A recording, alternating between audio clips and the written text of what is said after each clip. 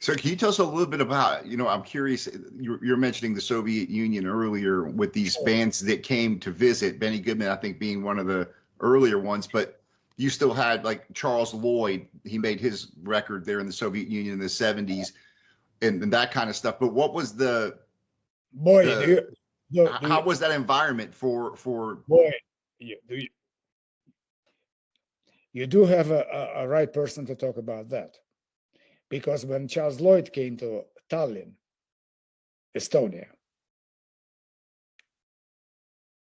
Soviet Union, yes. Estonia. Yep. Yes. So when he came, I was there in the airport to meet them. Really? Yeah. I was very excited because I was one of the very few people that, as I said, listening to Voice of America. Not only I heard Charles Lloyd's music, but also Willis Conover announced on his program that they were going to come. Oh, wow. Okay. I didn't realize it So I had such a knew. big influence there. I didn't realize that radio had that big of an influence there. That's very interesting.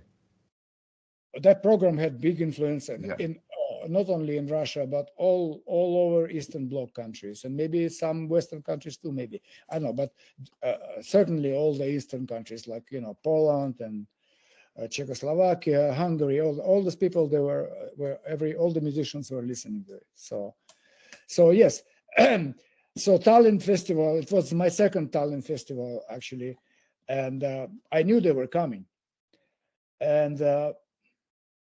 Well, I'm a kind of a person that is there. I mean, I had many opportunities because I'm always kind of Around. present. Yeah. I was around. Yeah, I was curious, and I kept my ears to the ground, and I knew they were coming. So I went with the organizers to the airport to see, and the sight was incredible because when they landed, they had this big afro hairstyles and everything. It was like Martians landing. As you can imagine in Soviet Union where everything is kind of gray and the same, and all of a sudden these people come with colorful clothes, Right. big hair and everything. Wow. So they came to Tallinn, and it came about by the fact that George Avakian, who is a producer for Columbia Records, he was touring them on the promoting tour in Scandinavia. So they were playing in Finland. And he contacted Estonian people in Tallinn and said, can we come and play at your festival? And they said, we cannot pay you anything, but you're welcome. So he took it upon himself. He kind of saw of a promotion possibility of this. If we go to Soviet Union, this could be a good promotion for the band, I think.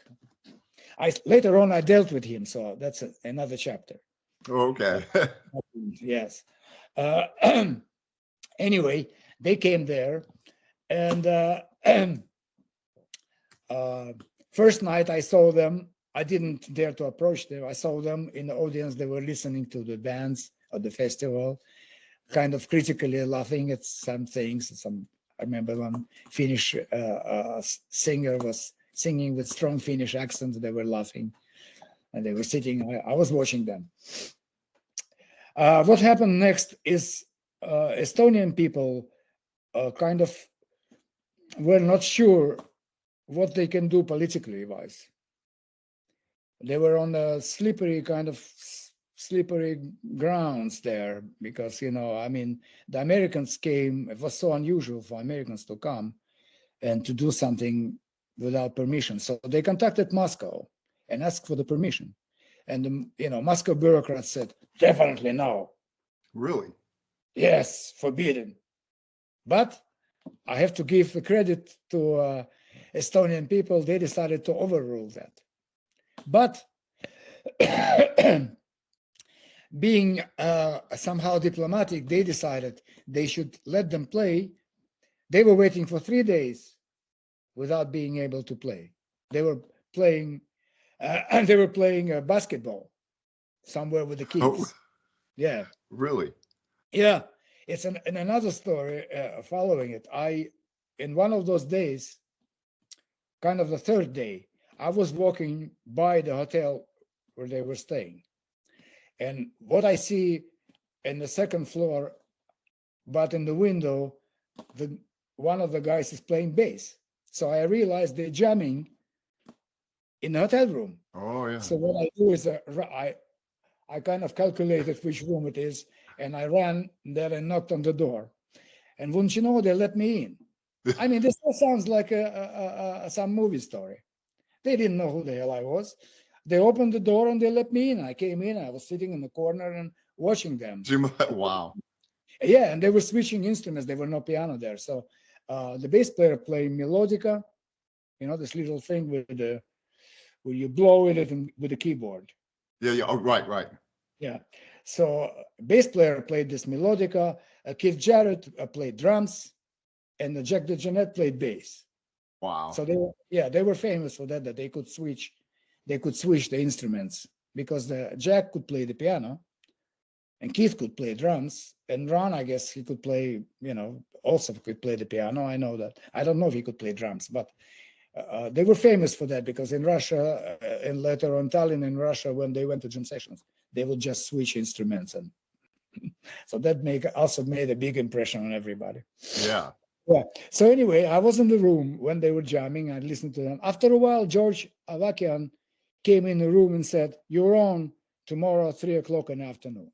So I was the first one to hear the news. Estonian people decided to let them play, Wow. but to let them play in a time in the afternoon where most people wouldn't know they play. Oh, really? You understand me? Yeah, because all the concerts were usually in the evening. So they were like between rock and a hard place. They wanted to let them play.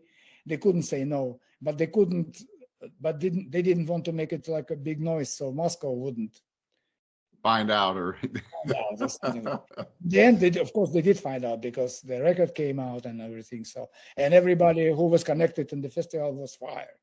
There was never. Wow. Oh, really? Oh yeah, everybody in the radio, because they made a radio recording out of which came the record, of course. Because the radio was recording the whole festival. Right. And was this just political, or is that the whole thing about we just don't want them coming? That's of course it's political. It's all just. Of course it's political. They didn't want anybody to listen to the American music, because American music, everything that is positive had a positive influence towards America, towards Western world, because it was the height of the Cold War. I mean, that's yes. They didn't want so-called. Plus, the bureaucracy. They didn't want to just to go into it, and they just decided it's safer to just say no. The story continuing, because after this festival, of course, I was there at the concert, and they made big impression. Everybody was crazy about this concert. Mainly because they were so free. And not only did they play well, but some of that music was kind of out.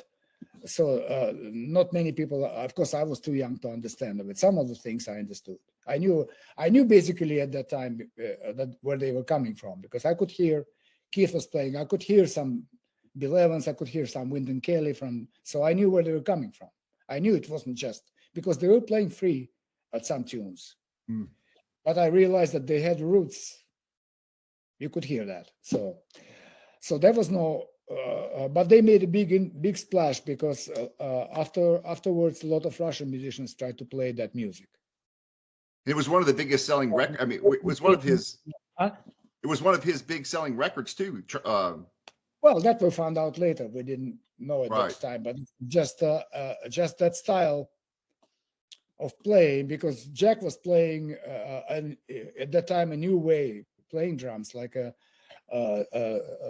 it's a style that Tony Williams actually came up with breaking the rhythms and not playing anymore just regular time, but breaking rhythm, playing more stuff, and kind of participating in a conversation behind the soloist, and not just keeping time. So that was a new in Russia, and lots of people most of these people didn't have the background that these guys had. So the music didn't come out sounding as good as you know, because all those guys, they were breaking rules, but they knew the rules because they Right. all had experience. They all had experience playing with the traditional jazz bands before that. Keith Jarrett was in Art Blakey's band, for Christ's sake, you know. And the Jeanette also, he played with lots of people, organ trios and all kinds of things before he joined. So they knew what they were doing, you know, even though it was modern, but they experimented with the things that they knew. And lots of Soviet musicians didn't have that kind of a background. So Didn't have the foundation. They sound like an empty copy. Yeah, right. I was very skeptical of seeing people, particularly, you know, young drummers trying to break rhythms before they knew how to play time. Yes, and a lot of those guys came through Miles Davis too, through Miles Davis's group. Of course, that comes from this whole this whole concept came from that period of time. Yes. So anyway, to make a short story long. Yeah, I'm enjoying it. Everybody, okay, great. Because you have the right person to make this short story long. After the Tallinn festival, of course, we came back to our original city of Leningrad, and some bands came to play in Leningrad. Some bands that were at the festival. So Charles Lloyd was one of. There was a concert, a Polish band of alto player Zbigniew Namysłowski, also very, very good band from Poland. They were supposed to play a first part of the concert, and the second part was Charles Lloyd Quartet. And this culture house was quite near where I lived. So I was, of course, there, listened to the first part, and then I saw a minibus came. I saw it from the window, and the director, again, we're talking about bureaucracy, the director of a club, of this culture house, saw the black people with this big afro, and he locked all the doors and left. Really? Yeah, so nobody could get in. Wow. Okay, so so they couldn't get in to play. And the people, everybody knew at this time, everybody in Leningrad knew they were coming. So there were a lot of people by the windows looking, and of course, Charles Lloyd, now I realize everything. Charles Lloyd is from California, you know. Right. So he, of course, being Californian, laid down on trottoir in a protest. You know, like a good Californian, like I was going to do him any good. Yeah. He was on the trottoir protesting. Anyway, finally somebody found the key, and they took them to some cafe outskirts of town, very far away. We all went there, and they played there. There was a horrid piano, talking about piano, horrid piano with missing keys. Oh, no. So Keith, and some rock and roll drums. So Keith didn't even bother playing piano. He took out soprano and played soprano with Charles Lloyd. So they were. So, but the drums still sounded good. I think Jack probably had his own cymbals. So he just tried the drums. I remember they sound like cardboard. Right. It's okay. They just went out swinging, you know, I remember this. So I know they went to Moscow, but I wasn't anymore there with. I knew they went to Moscow, and they played there in a youth cafe, which is like a jazz club at the time. So that was a little bit later when they like, okay, yes. Well, yeah. No, they continued to Moscow, right, from Leningrad, and they played there. I don't know anything about that because I wasn't there. But they made a splash at the time. So that was 1967. And I was young, budding, just learning how to play bebop and blues and stuff like that. So for me, that was real out. What was? Yeah, they were. Yeah, they were out there. Yeah, they were out there, but they had roots, like I said. You know, so that was interesting. So